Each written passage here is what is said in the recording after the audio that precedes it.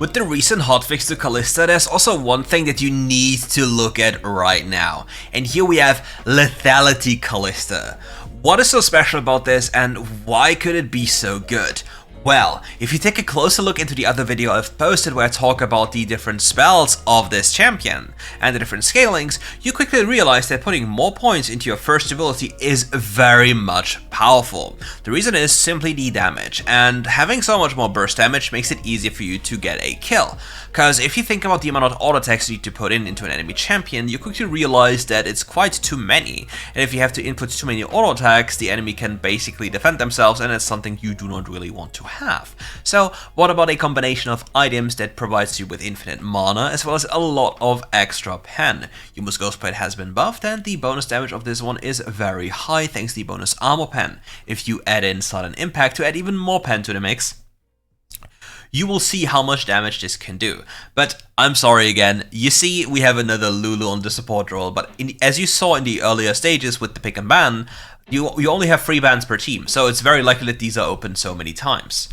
Nicely done by the Lux here to walk up closer, but they need to be really careful of the Kalista all in. The Rend comes in, the Rend buff is really powerful.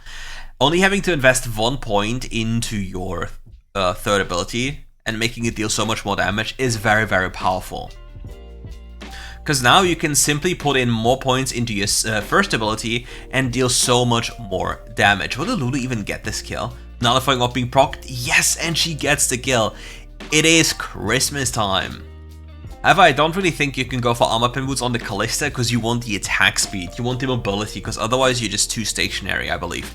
Alternatively, you could think about going armor pen boots, but well, that would be some tier 1 cooking. So the question is, what can we do to make this even crazier? The lane is slow pushing towards the Kalista, the Jarvan is hovering them, so the wave is now being held in place up here. There's no reason to pointlessly auto-attack them, because Jarvan can just come by whenever he wants to. Especially with the information on the enemy jungle, the Jarvan should really look for a potential play up here because it's literally free. We see also that the enemy isn't really punishing them because they can't, because if they walk too close, the Jarvan could just come around the corner. They also should signal where the wards are or where potential wards could be, just to make sure that the Jarvan has an easy way of ganking. I'm curious to see though how many. Ooh, look at the damage. And I really hope we see a point into the first. Yes, and this is what I'm talking about. The points into the first ability dealing so much extra damage. I think 65 extra damage now with a +1 skill point. And with this cooldown and the ability to just chunk it out while going for these pot shots, you see, look at the poke damage. The Jarvan just slam dunked the enemy and he will give his life. I think it's a waste that the Lulu ulted because the Jarvan wanted to give his life regardless. And I think just keeping the ult would have been better, simply for the future play. But yeah, the Jarvan went for this play, very nicely done. Nice poke by the Kalista, and generally speaking, very nice and powerful play. However, you need to keep in mind that overextending for too long in these waves could actually cause you some harm. Because, well, you obviously do not want to stay too long because the enemy has the advantage in the sense of items, but if the enemy just walks like this, you might as well just win for free, because, ooh, if this spear actually killed the minion, that's an instant kill. Nicely avoided the kill here. Look at the damage. Yoink. Aw, uh-oh, Caitlyn. Caitlyn wants to get to level 5. The angry. Oh my god. If the Caitlyn doesn't die, both of them die, and it's an absolute tragedy. Xin Zhao Flash misses the what is it called? Lightning? Hits like lightning strike? I don't know. I don't remember the name. Oh, he really wants that. Look at this Xin Zhao. Look at this greedy goblin. He wants this. Pops the exhaust. He will probably still die. Yep. Smited.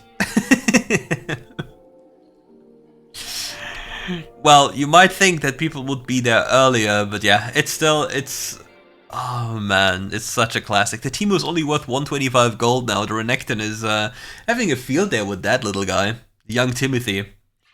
Damn, it reminds me of the Royal video. If you haven't seen it, just check it out. Young Timothy, the one and only Teemo enjoyer, the connoisseur of madness. So this build will absolutely spike once you have the Yuma's Ghostblade. Even right now, like if he hits the first ability, especially with another skill point into it, you'll be surprised how much damage it does.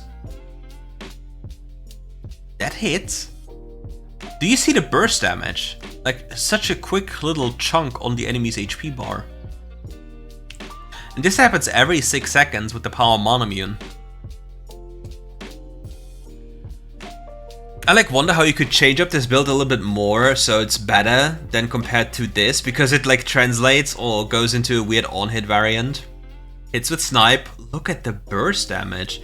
Lulu being dragged in, has 1 HP, dies to the Xin Zhao and also falls, but now the Jarvan is here with the new skin. Damn, the Lulu died while being inside of Kalista, so even though she was thrown out, she was probably already dead. Kinda sad that she wasn't able, like, what you need to do as a support sometimes, you have to sacrifice yourself, and even if you know that you will die, you have to just jump in and allow your carry to go for 1 additional rotation. Because just imagine a scenario in which the Lulu allows the Kalista to gain 1 additional spell of the Lulu, and then maybe with the help of picks turn something around. Obviously it doesn't always work out, but just generally speaking. Support lives do matter, but generally speaking, having an 80 carry that's alive usually is the better play. Unless you're like a 50 kill Karma, then we might disagree on that one. Because then the Karma is probably more important due to how the game is being played right now. But yeah, it's very difficult for them to achieve anything. They just have to slowly poke them down. Hit for pot shots here, had the pre-stack on the minion and then translates or transfers the stacks of the minions to the enemy champion with a Q through it. Like you see? Oh, the Xin Zhao is here again. He just has his number. He will not die. Caitlyn pops. The old Zara also here now. Avoids the knockup from that spell. Is slowed down. Has to walk away. They are going really crazy up here. Investing so many resources. Giving the Kalista such free space up there. One of the most important things when you play this build, or generally like the Q Max Kalista, you have to really understand how much damage your Q does to minions. Because with this, you gain the ability to execute minions and transfer these stacks to enemy champions, and that will allow you to get these all-in situations, making it so much more difficult for the enemy. Has to flash away, nicely flashed here. Lux is like, look at hello anyone, hello anyone. Does anyone want to come? Does anyone want to just grace us with some presents? How is the enemy allowed to do this for 15 hours without being punished? Excuse me, where's the police task force up here?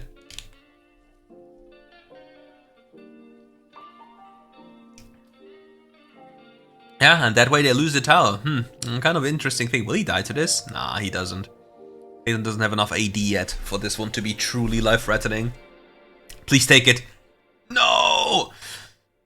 If you're wondering why he's doing this, well, the Jarvan is a little goblin, I'll be honest. Obviously, you shouldn't grieve your jungle, but this is an emotional moment. We can only sit there and be like, well, has to be that way. But what is wrong with little Timothy on the other side of the map? He is getting farmed, but somehow the Xin Zhao has been up here a lot more times than I think down there.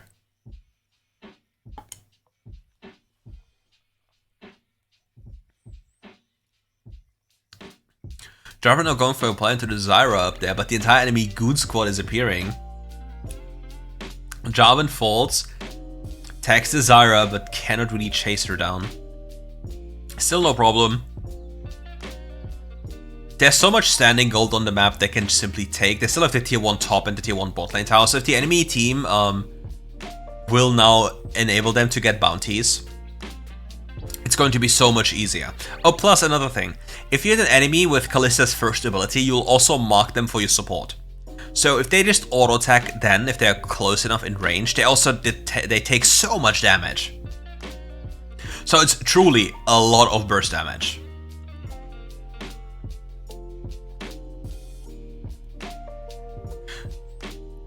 Wait, am I wrong? Does Kalista first ability, like if your support hits the enemy with an auto attack, does your first ability then also proc the passive? It should, unless I'm stupid right now, which could be the case.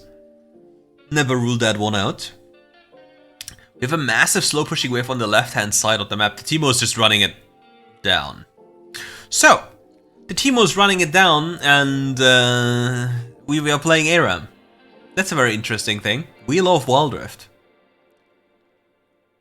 Nobody wants to take sideways, well, because there's like 1 billion gold, because why would we do this? That would be just too easy, wouldn't it?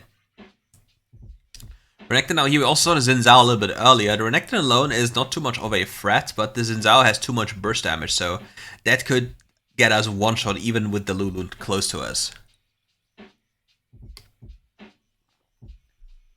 We have the Muramana completed. Xin Zhao just one-shots the Kalista because he's walking up for no reason. And I don't really understand, like, in all honesty, I don't really understand why why specifically the nobody wants to go in side lane. 1000 gold in the pocket of the Kalista is a very big thing to get. Like, you do not want that much gold to the hands of the Kalista. Hands of the Kalista.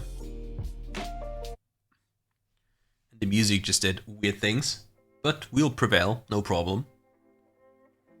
And I guess Blade in this game, he wants to go for Blade simply for the fact that he wants to have more attack speed as well as chunking down these bruiser champions. Flashes after the Caitlyn, gets mages. Hello.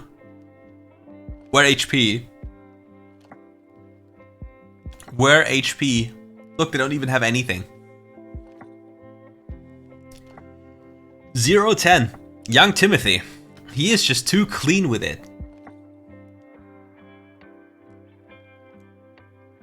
Oh man. At least on the Jarvan. At least on the Chinese server, people are actively being punished, to my knowledge, for this kind of inting behavior.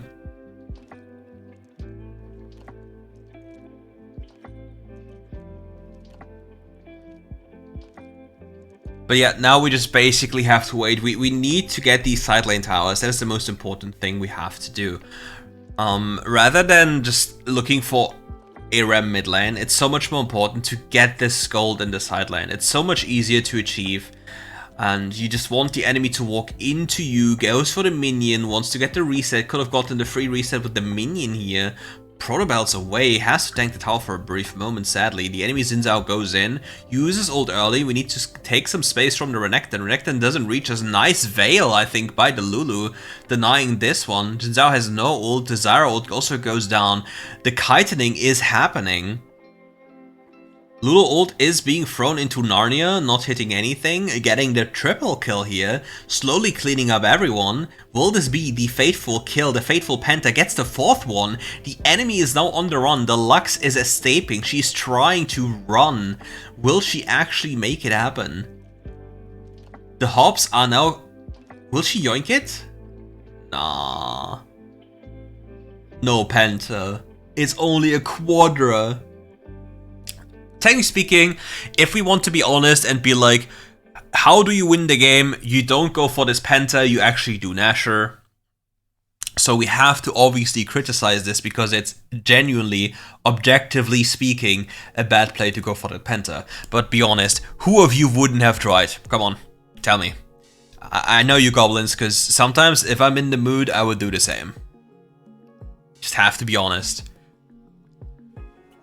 Getting closer and closer to more items, more power, but we are very squishy. If we are just tagged by one thing, and we don't have QSS available, we just disappear. Like Lux Binding is death, Zyra Binding is death, Zyra Knockup is death, Renekton Stun is death. So I find it really reckless to not have a QSS. Renekton is coming now, goes close, we have the Veil, Veil denies the stun, Xin Zhao flashes onto you.